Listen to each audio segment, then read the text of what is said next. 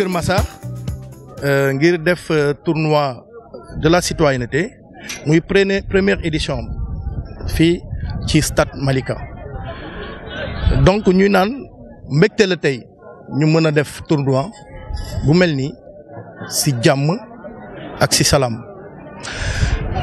donc di fàttali nit yi ni Sénégal jot na tey ñu mën a wasaare civisme ak citoyenneté maanaam nit ñi xam seen wareef ak seen warugar ci li nga xam ne moom mooy réew mi ngir réew mi mën a jëm kanam donc di fàttali encore jeunesse bi ni mën nañu def ay tournois yu mel nii ci jàmm donc comme ñoo ngi jib ci wàllu ci période du nawetaan donc di ñaaxaat aussi xale yi naan leen mën nañu def tournoi yu mel nii dans la paix ci jàmm bañ a yàq stade bi bañ a aussi am ay xeexoo ak yooyu donc loolu ni ñuy woo jeunesse bi encore une fois donc ci wàllu campagne électorale bi nga xam ne ñoo ngi ci di lancer un appel politiciens yi naan leen ngir yàlla mën nañu def politique suñu neexee mais ñu def ko ci jàmm ak ci salaam ñu mën a dem ci élection yi ci jàmm bàyyi xeexoo bi bàyyi xiiroo bi bàyyi ngaayoo bi ñu xam ni Sénégal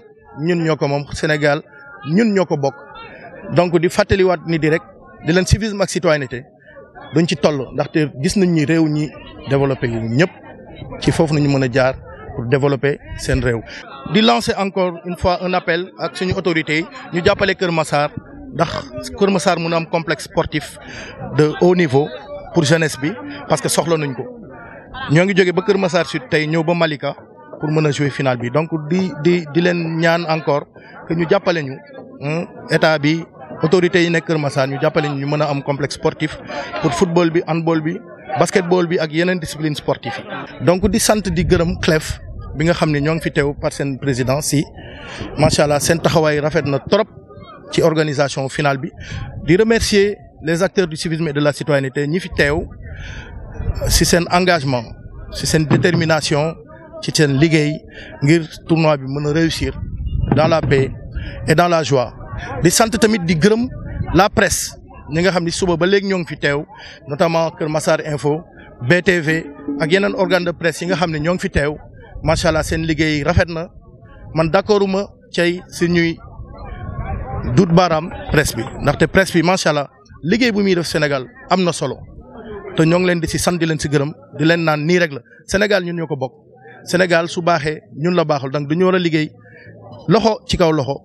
bokk boole suñu xol yi nekk benn say ngir que réew mi mën a jëm kanam ndax ñun ñoo fi dëkk suñuy doom yi ñoo ngi fiy ñëw incha allah ñu mën leen jox lekk bi nga xam ne lekk bu rafet la. Aujourd'hui nous sommes à Kër Massar. Nous avons organisé un tournoi citoyen pour les populations de Kër Massar, pour la jeunesse de Kër Massar. C'est pourquoi nous sommes là aujourd'hui au stade de Malika. Nous, les acteurs du civisme et de la citoyenneté pour l'émergence du Sénégal. Donc nous voulons faire savoir à la jeunesse, nous ne pouvons pas aujourd'hui développer un pays sans qu'on ait les valeurs civiques et citoyennes. Ça, c'est la première chose à dire, c'est le premier message. Donc l'autre message, c'est qu'aujourd'hui nous pouvons nous réunir autour du sport, faire un tournoi dans le cadre de la citoyenneté, un tournoi qui s'est passé très bien, sans bavure, sans bruit, sans bataille, mais dans la citoyenneté et dans la sérénité.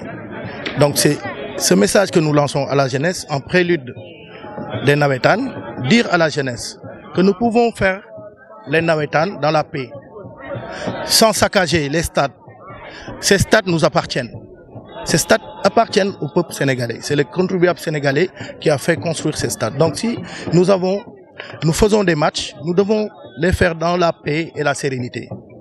C'est ce message que nous lançons à la jeunesse sénégalaise. C'est ça. En plus, nous avons un problème d'infrastructure. Et cela fait partie des raisons de l'organisation de ce tournoi.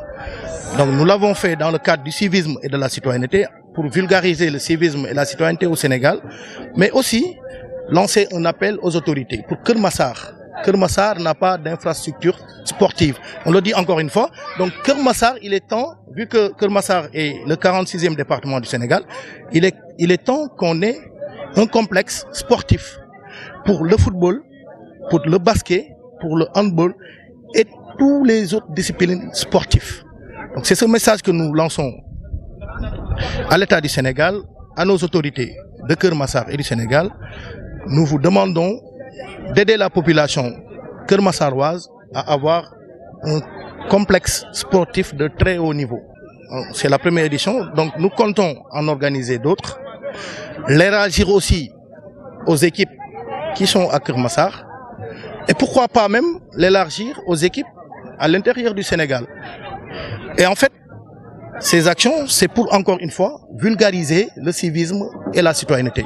Aucun peuple ne peut se développer sans l'inculcation des valeurs civiques et citoyennes.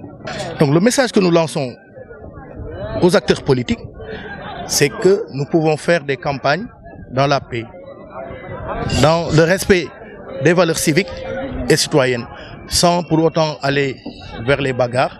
Et c'est ce message que nous lançons encore une fois aux acteurs politiques, c'est encore une fois de nous aider à avoir la stabilité au Sénégal. Parce qu'il y a les élections, mais aussi il y a après les élections. Donc nous lançons un appel aux acteurs politiques, vraiment qu'on puisse faire ces élections, Inch'Allah, dans la paix et dans la sérénité. Nous sommes très satisfaits encore une fois et c'est l'occasion pour remercier CLEF par son président ici présent, l'ODECAV et tous les acteurs qui ont contribué à la réussite de cet événement.